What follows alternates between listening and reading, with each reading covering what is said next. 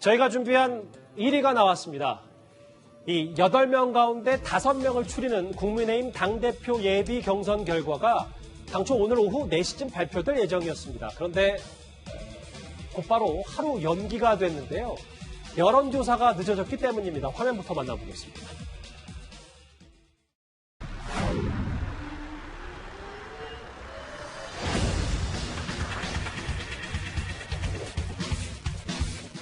대선 승리해서 정권교체 이룰 당대표, 선거 승리해서 정권교체 이룰 당대표, 바로 여기 저 주호영입니다. 정권교체의 희망 반드시 이루어내겠습니다. 거침없는 확장 저 나경원이 하겠습니다. 저는 제가 제시하는 미래가 대한민국의 젊은 세대가 가장 바라는 미래고 민주당이 가장 두려워하는 우리의 변화라고 생각합니다.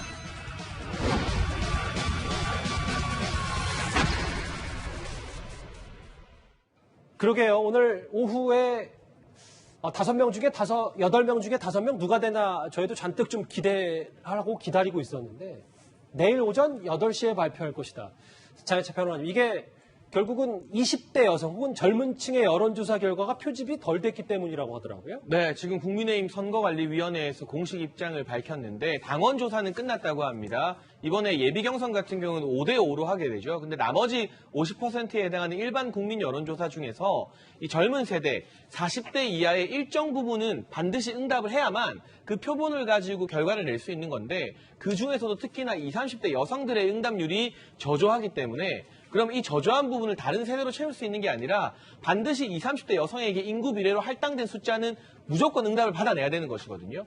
그런 부분이 늦어지게 되면서 발표를 하루 뒤로 연기했다고 하는데 일단은 내일 오전 8시로 예고가 돼 있습니다. 아직까지 이 조사를 담당하게 되는 여론조사 기관에서 어떤 입장을 밝혔는지는 모르겠습니다만 만약 이게 내일까지 예를 들면 내일 오전 8시 이전에 응답만 받는다고 해서 끝나는 게 아니라요. 응답이 주어지게 되면 거기에 이제 인구 비례나 세대 비례를 더해서 가중치를 부여한 다음 실제 정확한 결과를 내게 돼 있습니다. 여기에도 일정 부분 시간이 소요되기 때문에 경우에 따라서는 응답이나 이 조사가 늦어지면 내일 오전 8시보다는 약간 정도는 더 발표가 연기될 가능성도 완전히 배제할 수는 없습니다. 잠시만요. 그러니까 장혜철 평론가님, 8시에 그러니까 젊은 세대 40대 미만의 그 샘플 표집을 아직 채우지 못했기 때문에 이게 더 늦을 수 있다. 근데 이 젊은 세대 여론조사는 그냥 일반 여론조사입니까? 아니면 여론조사를 해도 당원들 혹은 국민의힘을 지지하는 사람들 중심으로 하는 겁니까? 이 부분은 일반 여론조사인데요. 예. 그런데 지금 이 응답이 또 저조한 이유 중에 하나가 이번에 일반 여론조사에서도 제가 알기로는 국민의힘에서 역선택 방지 조항을 적용해서요. 당원이 아닌 일반 국민들한테 전화를 했는데 지지 정당 어딥니까 했을 때 국민의힘을 응답하거나 아하. 또는 지지하는 정당이 없다. 이렇게 응답하는 무당층 대상으로만 조사를 하기 때문에 사실상 평소 일반 조사보다는 응답을 받아내는 게 대단히 어려울 것 같습니다. 그런데 제가 여론조사 기관에 몸담고 있고 저도 주요한 정당의 경선조사 직접 저희 회사에서 한 적도 있습니다. 지난 4.7 재보궐에서 부산시장 국민의힘 경선 여론조사도 저희 회사에서 했었는데 역대 어느 전당대회에서도 일반 국민 여론조사할 때 역선택 방지 조항이라고 해서 국민의힘 지지층과 무당층만 대상으로 조사하는 경우는 거의 없었어요.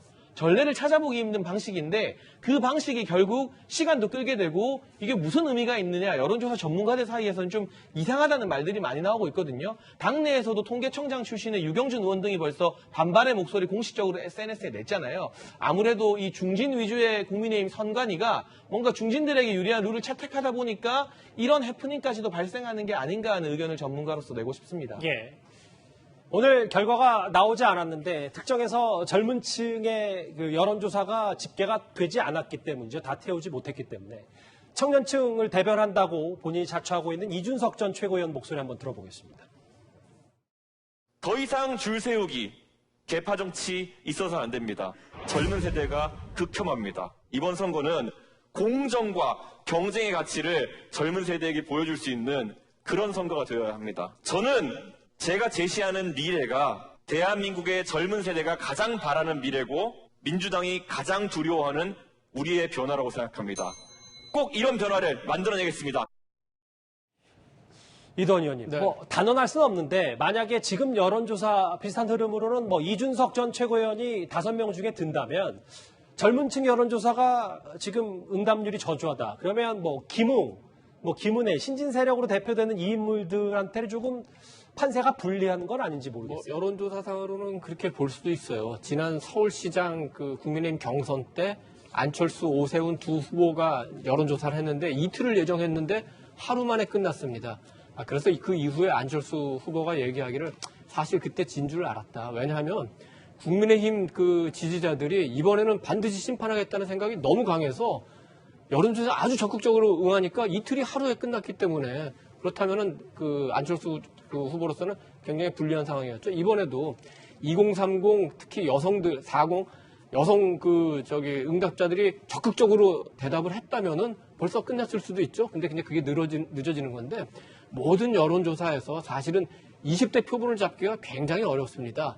그 중에서도 여성은 더 어려운 게 왜냐하면 20대 여성 중에서 국민의힘 지지자가 굉장히 많지가 않고 또 지금 20대 2030 여성뿐만 아니라 호남에서도 조금 그 표본이 모자란 것 같은데 호남 역시 아직은 지지율이 조금 올라갔다고는 하지만 국민의힘 지지하는 분들이 아주 많지는 않기 때문에 조금 그 표본을 따는데 어려움이 있는 것 같은데 요 한 신호만으로 승부를 예측하기는 어렵습니다. 왜냐하면은 지금 영남에서도 당협위원장들 의원이나 그 당협위원장들이 50명씩 선거인단을 갖게 되는데 함부로 지금 누구 찍으라고 얘기하기가 조금 쉽지 않은 분위기라고 합니다. 그리고 어제 오늘 일부 의원들이 기자회견을 하고 우리는 어느 후보를 지지합니다 선언을 하려고 그랬는데 최근 분위기가 굉장히 달라지고 있기 때문에 그걸 미루고 있다는 거 보면 전체적인 흐름은 여론조사 지금 하루 늦춰주는 거 하나 갖고 판단하기는 좀 어려운 것 같습니다. 김관욱 교수님, 예선은 일단 그렇다 치더라도 내일 오전에 공개가 되니까 실제로 본투표에 가면 당원 투표 70, 여론조사 30인데 당원 투표 70 가운데 영남 당원이 절반 이상을 차지하고 있기 때문에 이게 여기 두 중진, 나경원, 주호영의 믿는 구석이다라는 평가도 있습니다. 그렇죠. 그렇게 되겠죠.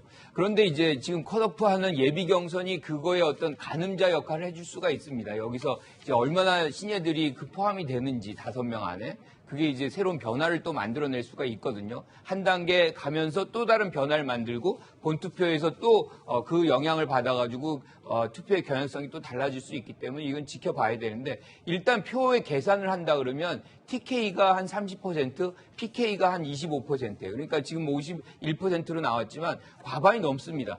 그리고 지금 수도권 같은 경우도 한 30% 되는데 그분들도 대부분이 영남에 기반을 둔 분들이에요. 그러니까 영남에 민심을 둔 분들이 사실상 투표권을 다 행사한다고 한다면 여기에서 신예들이 얼마나 이제 위력을 발휘할지 약간은 저는 회의적으로 보는 거죠. 이 얘기만 하고 넘어갈까요? 장혜철 평론가님. 지금 당권 선거 레이스가 꽤 불붙어서 과열 양상이 좀 있는데 나경원 전 대표가 이제 개파 정치 얘기를 좀 꺼내서 어제도 이 소식을 뉴스탑10에서 전해드렸었거든요. 근데 이준석 전 최고위원이 존경받지 못할 탐욕스러운 선배들의 모습이다. 심판받을 것이고 반면 교사의 사례로 오래 기억될 것이다. 꽤 강도 높게 맞받아쳤거든요. 이거 괜찮은 겁니까? 지금 보면 서로를 향한 비판의 수위가 점점 높아지고 있어요. 처음에는 자동차 이야기 나왔을 때는 그래도 우리가 비유로서 인정해줄 만한 비판이었는데 지금 각자를 향해서 개파다, 구태다, 탐욕이다 이런 식으로 말의 강도가 자꾸 세지면 지켜보는 국민들 특히나 중도층, 무당층 국민들은 눈살을 찌푸리는 게 정해진 공식입니다. 이 부분은 좀 우려스러워서 각 후보 진영에서 말의 수위를 조금 낮출 필요가 있다는 생각이 들고요. 4.7 재보궐선거에서 국민의힘은 민주당의 네거티브 전략을 아주 강도 높게 비판했습니다. 그리고 실제로 그게 먹혔죠. 민주당의 네거티브가 국민의 심판을 받지 않았습니까? 오히려. 그런데 지금 국민의힘 당대표 선거에서 이 네거티브 일색이다라는 말이 나오고 있어요. 4.7 재보궐 때 민주당의 네거티브가 실패했던 걸 반면 교사 삼아야 되고 선후를 냉정하게 따져보자면 중진들이 돌풍을 일으키는 이준석 후보를 향해서 먼저 네거티브한 건 맞아요. 하지만 이걸 받아들이는 이준석 후보가 탐욕을 심판하겠다가 아니라 오히려 선배처럼 이 중진들의 네거티브를 좀 따뜻하게 품어버렸다면 젊은데 안정감도 있고 대단히 그릇이 넓네 이런 반전의 평가가 나오지 않았을까 개인적으로 그런 아쉬움도 약간 들긴 합니다. 그럼 내일 오전에 8명 중에 5명이 어떻게 추려질지도 저희 한번 잘 지켜보도록 하겠습니다. 국민의힘 당권 레이스 소식은 여기까지고요. 다음 주제 넘어가기 전에 지금까지 들어온 여러분들의 목소리를 만나보겠습니다. 첫 번째 댓글부터 볼까요? 탐욕스러운 선배들을 심판한다고 이준석이 선을 넘네 겸손해야지라는 지적을 해주셨습니다. 이준석 말이 섬뜩하고 참담하다고요. 나경원, 주호영 두 분이 먼저 공격했잖아요. 예, 바로 맞받아쳤습니다. 평생 검사한 것 말고는 뭐 없는데 윤석열이 자서전 참 어이가 없다. 네, 여기 계신 분들은 자서전에 대해서 좀 신중한 입장이신 것 같습니다. 내지 않을 수도 있다. 네.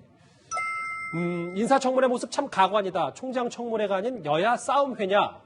마지막 댓글 볼까요? 인사청문회 앞두고 김호수 후보자가 급하게 기부를 했는데 5천만 원짜리로 총장 자리를 사겠다는 건지 참...